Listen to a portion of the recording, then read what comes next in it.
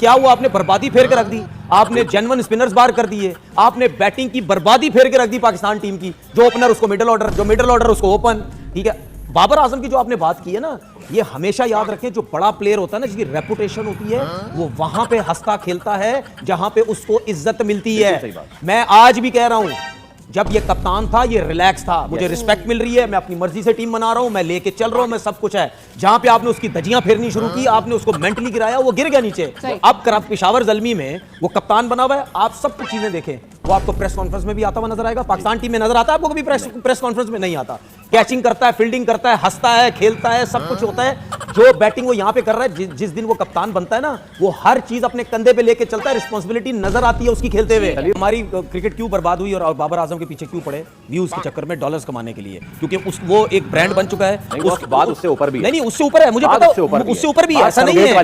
नहीं, ऐसा नहीं है। मैं सुन ले, मैं नमस्कार दोस्तों, आज हम बात करने वाले हैं इन भिखारियों के बारे में। एक बी ग्रेड की थर्ड क्लास लीग में बकरी छाप बॉलर के सामने 120 के स्ट्राइक रेट से रन्स बनाने वाले घंटे के किंग बाबर आजम को 150 रुपये की दिहाड़ी पर टीवी चैनल पर अपनी बेइज्जती करवाने वाला बाबर आजम का चाटुकार यानी कि तनवीर अहमद आज बहुत खुश है। दोस्तों, PSL में 45 साल के डांड बॉलर खेल रहे हैं। अब सोचो, उस लीग का स्टैंडर्ड इंडिया की गली क्रिकेट के स्टैंडर्ड से भी लो है।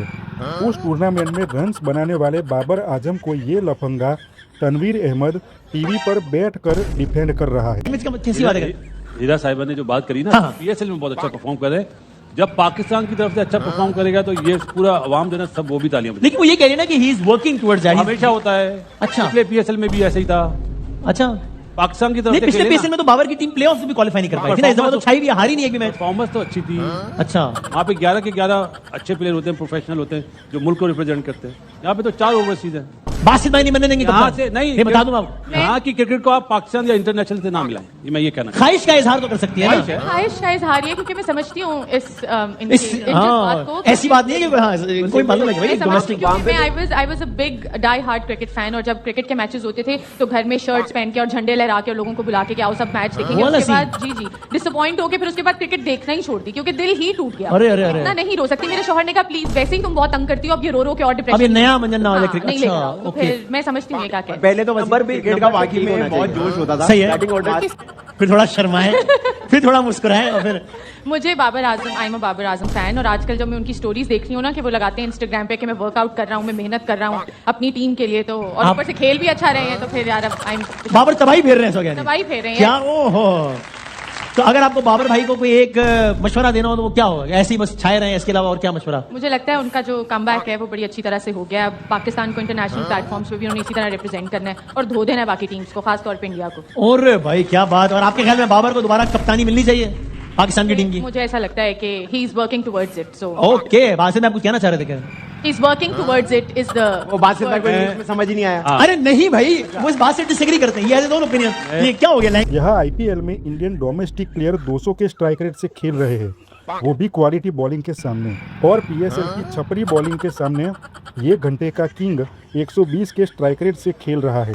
मैं बताता हूँ ना आपको, ठीक है, फ्रेंचाइज छोड़ने के बाद जो बाबर आजम का हाल किया वहाँ के लोगों ने, ठीक है ना, उससे पहले जो खेलता था उस टाइम कोई उसकी बुराइयां नहीं करता था, ठीक है ना, ये सब मिले हुए, ऊपर भी चलता रहा, सब होता रहा। मैं ये बात कर रहा हूँ जो सोशल मीडिया के लोग हैं, उनको ये पता चला क्रिकेट के अली बे उनको नहीं पता, जो क्रिकेट भी खेले उन वो भी इसके दजियां उड़ाते रहे। सिंपल सी बात है यार, इंडिया से व्यूज लेने थे, डॉलर लेने थे, सब कुछ कमाना था, तो व्यूज आते तो पैसा मिलना था, ठीक है ना। उसके बाद सबसे मेन चीज और बड़ी बात, ठीक है, इसकी शोहरत किसी को बर्दाश्त ही नहीं हुई। ये पाकिस्तान की हिस्ट्री है। और सरफराज की जो आपने बात की थी, उससे पहले सरफराज भी, मैंने तो खुला बोला था ये जीता है, क्योंकि जहां का इसका डोमिसाइल बना हुआ है ना, वो किसी को बर्दाश्त ही नहीं हुआ कि यहां का बंदा चैंपियन ट्रॉफी जीत गया, अब इसको गिराओ किसी तरीके से। देखें कि पुराने दौर में आप चले जाएं तो उसमें आप पाकिस्तान की तरफ से अगर फास्ट बॉलर्स देखें तो उसमें मोहम्मद शमी थे, शोएब अख्तर, फिर उसके बाद इसी तरह आमिर हो गया, हसनैन वगैरह, ये बाद में है।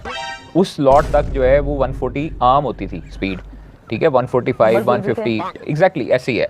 लेकिन अब जो है आपके पास फास्ट बॉलर स्पीड वाले तो हैं, लेकिन मेरी वही बात है कि ना स्विंग है ना दिमाग है। तो ये चीज़ें जब तक आपको एक मैच्योरिटी तब तक नहीं आती जब तक आप डोमेस्टिक की मार नहीं खाते या आप पूरे प्रोसेस के साथ नहीं होकर आते। यहाँ पर अनफॉर्चुनेटली किसी लीग में जो अच्छी आपकी ताल्लुकदारी वाली हो फ्रेंचाइज, उसमें आप एक टेप बॉल का मैच खेलें, आप सीधा जो है वो आप ट्रायल दें, आप उधर फ्रेंचाइज खेलें और फिर आप उसके साथ अगर आपको बिग बैश मिलता है वो खेल लें, या फिर उसके बाद आप कोई भी लीग खेल के डोमेस्टिक में 2-3 मैच खेलें और अपनी बाकी तो आपको ये वीडियो पसंद आई हो और आप भी जज्बे वाली कौम हो तो कमेंट में लिख दो जज्बे वाली कौम। मैं था, हूँ और रहूँगा पोर्कियो की ठुकाई का ब्रांड एम्बेसडर, जज्बे वाली कौम का थेरापिस्ट। मिलते हैं अगले रोस्ट में, तब तक अपना जज्बा कंट्रोल में रखो। दोस्तों, इस वीडियो को शेयर करो ताकि ऐसे पाकिस्तानी भीख मंगे एक्सपर्ट को पता चले कि इंडिया उनका बाप है और पाकिस्तान इंडिया का बेटा है। जय हिंद। और मिलते हैं अगले वीडियो में, जहां हम फिर किसी भिखारी एक्सपर्ट की सच्चाई उजागर करेंगे।